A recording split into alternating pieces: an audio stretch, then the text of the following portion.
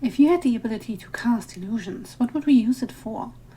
In the book, it's quite often used to make something that's actually gross, like moldy walls and cheap furniture, look great. And I'm like, I think I'd rather have my furniture look plain but be actually clean rather than have it look fancy and be moldy or broken underneath. On my clothes now, yeah, that's where illusions would come in handy. Suddenly I have everything in every color under the sun. That would be nice.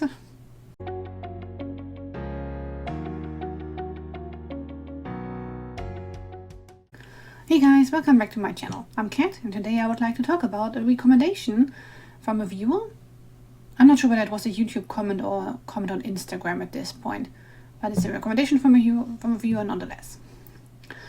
And it is the first book in the Mirror Visitor series by Christelle Dabos, A Winter's Promise. The book starts off as Ophelia is promised to a stranger to facilitate an alliance between her family on the Ark of Anima and Fawn's family on the Ark of the Pole. The icy castle that awaits her at Fawn's home has very little in common with her Ark, where everybody is a distant relative and pretty much everybody's like a cousin of some sort. It is a bit weird on the marriage front, but yeah, it is better than what awaits her at the Pole though. Back in Ophelia's home, it's rather unlikely that your neighbors or your cousins are trying to stab you in the back at first opportunity. At the Pole, on the other hand, just imagine all of the characters of Game of Thrones who ever tried to kill or backstab anybody just crammed into one and the same castle. It's murder and mayhem everywhere you look.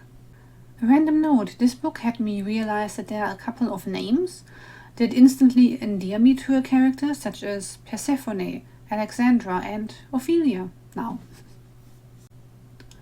I'll start off with the best part, which is the world building. It's quite fascinating. You only get it bit by bit.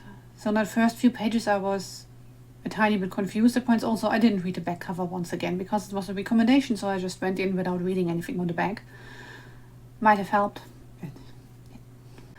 After the cataclysmic event called the Rupture, the Earth apparently split into pieces, and you now have several floating arcs of substantial size floating about, where different godlike creatures have taken up residence, and the leader of their respective clan. So in anime it would be Artemis, who likes to live in her observatory and studies things, who is fairly hands-off and doesn't interact much with her clan. At the Pole, it's Farouk, who lives like a king at court, more or less, and apparently also has offspring with his own offspring, which, once again, okay. But then again, they're not really humans, so I guess human genetics don't apply there. All the people living on arcs have supernatural abilities of varying kinds. Ophelia, for one, can read objects when she touches them, either with her specific gloves to hinder her ability a bit, or bare hands. She can go back into the history of an object, up to the person that created it, and see whatever they felt whenever they handled a specific object. So, for instance, she works in a museum, and when she goes into the war room and she touches some of the things there, then she can relive the last moments of somebody's life. The two places you get to see throughout the story are also very different. Anima, where Ophelia works in a museum, is where everyone is more or less equal and everybody has a task that they really care about. For instance, Ophelia works at the museum. Her uncle is the archivist who likes to preserve stuff, and her godmother repairs paper of all kinds. They all have a task of one sort or the other and on Anima. Yeah, something they picked and that they actually care about. The Cita Celeste, which is Fawn's home, on the other hand, is a floating castle, not made out of ice but surrounded by ice because they get there in winter, where it's just monarchy and noblemen trying to backstab each other non-stop. The various clans that you see at the pole have differing abilities. So Fawn's family can attack people with their mind and actually leave proper scars on them. And there are a lot of illusionists, so Mirage, who just turn the whole castle that actually looks pretty battered and run down. They turn the whole thing into something fancy and pretty, and they have like a summer garden within the castle where obviously nothing is real, but it looks real enough for most people. Yeah, you meet one or two other abilities in this as well, but I don't want to give any of those away. As for characters, you get to see the whole thing from Ophelia's perspective, and I liked her quite a lot. She seems a bit meek at first, and she just goes along with things, but she's really quite stubborn. She's just rarely outspoken and rarely expresses her feelings directly. But when she does, she turns into a bit of a firecracker, and I really liked it. So when she gets to the pole and people tell her everybody's your enemy, you can't trust anybody, she just refuses because that's not how she wants to live her life, suspecting everybody of the worst. That obviously gets her in trouble at points, but on the other hand, you also have to admire her for just looking at all the murder and mayhem around her and saying, no, I'd like to keep my scruples, thank you.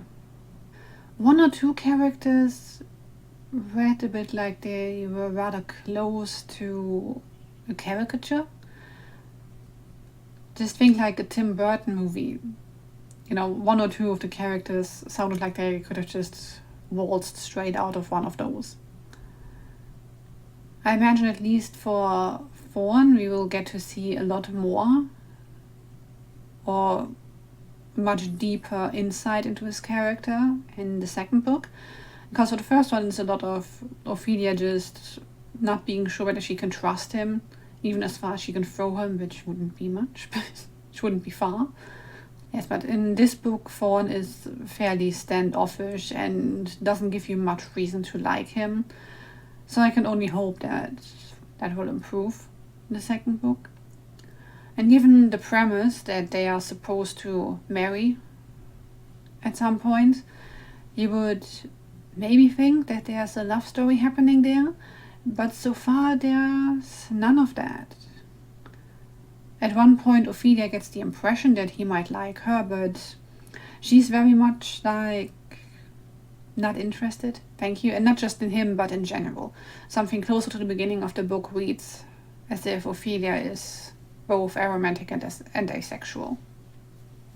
The prose is a tiny bit more purple at points than I usually like in my books, but it works very well with the world building because everything is opulent and over the top in the Cité Celeste, and the wording just reflects that. So overall, I'm very glad I picked this up, and yeah, we'll have to read the second one as soon as possible. If only my TBR list wasn't this long. Anyway, I think it deserves this cat, and I look forward to the next one. Thank you very much for the recommendation. So let me know in the comments what you would do with the ability of the Mirage. What would you use those illusions for, if you had the option?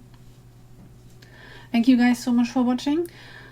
Like and subscribe if you want to help this channel out, and I'll be back next week with another video. Bye guys!